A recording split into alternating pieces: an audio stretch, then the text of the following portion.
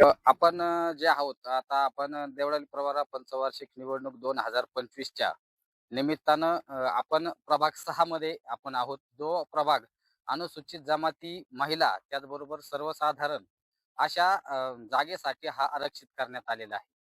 या ठिकाणी आपण बघू शकता का हा जो प्रभाग आहे हा अनुसूचित जमातीसाठी वर्ग आपला आरक्षित असल्या कारणामुळे या ठिकाणी असणारे आदिवासी समाजाची संख्या ही जास्त मोठ्या प्रमाणात आहे.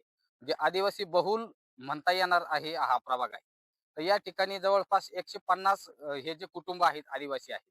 अद्यापपर्यंत अनेक पंचवार्षिक योजना झाल्या, परंतु प्रत्येक पंचवार्षिक योजनेमध्ये आलटून-पालटून सत्ता आल्या. प्रत्येक वेळेस सत्ताधाऱ्यांनी या ठिकाणी घरकुलाचा प्रश्न आम्ही मार्गी लावणार आहोत, अशा पद्धतीची आश्वासनं दिली. परंतु अद्यापपर्यंत हा घरकुलाचा प्रश्न प्रलंबितच आहे.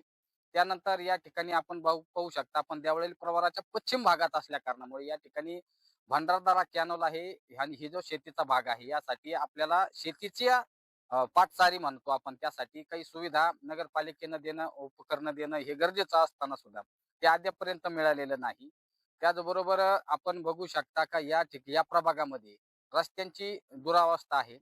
2007 साली आम्ही सगळ्या नागरिकांनी या ठिकाणी एक आंदोलन छेडलं आणि त्या माध्यमातनं आपण ज्या रस्त्यावरती उभा आहोत ते आदिवासी विकास विभागामार्फत जे काही ठक्करबापा योजनेअंतर्गत जे काही निधी उपलब्ध झाला होता त्या निधी अंतर्गत हा रस्ता या ठिकाणी झालेला आहे.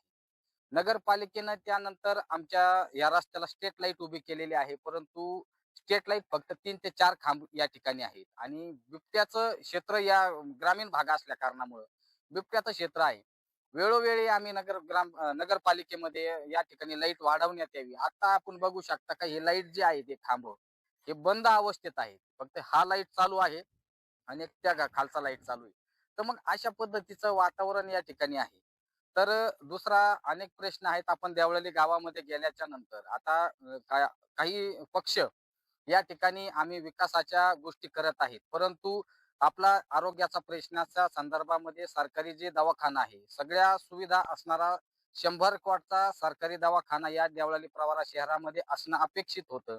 कारण की 28,000 पेक्षा अधिक लोकसंख्या मतदार असणारा हे जे गाव आहे, हे या ठिकाणी आरोग्याच्या प्रश्नासाठी आपल्याला जे काही रुग्ण आहेत यांना नगर, लोणी, श्रीरामपूर अशा ठिकाणी जावं लागतं.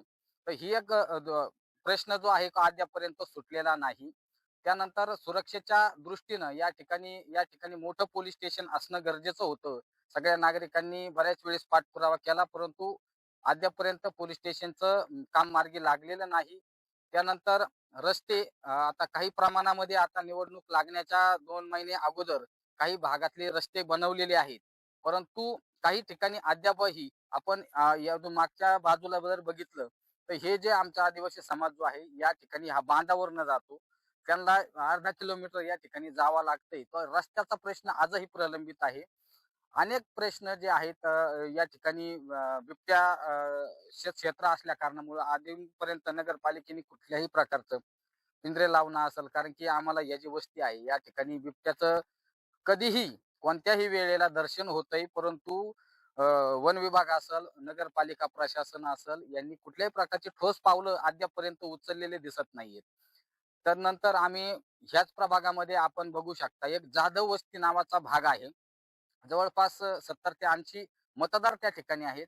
त्या गवळी माळाचा जो तलाव आहे तो जर भरल्याच्या नंतर त्यांना कमरे इतक्या पाण्यातून दैनंदिन प्रवास करावा लागतो. हे सुद्धा या ठिकाणी खूप दयनीय आहे, कारण की त्या ठिकाणी जो राहणारा आदिवासी समाज आहे, हा समाजाला जाण्यासाठी रस्ता नाहीये, घरकुलं नाहीयेत. असे अनेक प्रश्न या ठिकाणी प्रलंबित आहेत. मुळात मला हे सांगायचं आपल्या माध्यमातून हे सांगायचंय, प्रशासनाला सांगायचंय आणि संबंधितांनाही सांगायचंय, की जे अनुसूचित जमातीचा जो आरक्षित प्रभाग आहे, या ठिकाणी असणारे जे काही मूलभूत जे प्रश्न आहेत, या ठिकाणी आपण बघू शकता.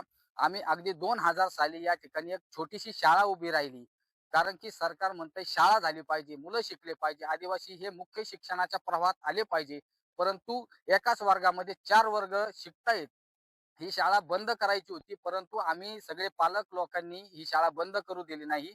या ठिकाणाहून देवळाली प्रवरा हे गाव जे आहे हे 2.5 ते 3 किलोमीटर आहे आणि हा सगळा मजूर वर्ग आहे. हे प्रत्येक वेळेस आपल्या मुलांना शाळेत नेऊ शकत नाही, आणू शकत नाही. म्हणून आम्ही ही शाळा प्रशासनाला विनंती करून ही शाळा सुरू ठेवली. हा सुद्धा शाळेचा प्रश्न या ठिकाणी प्रलंबित आहे.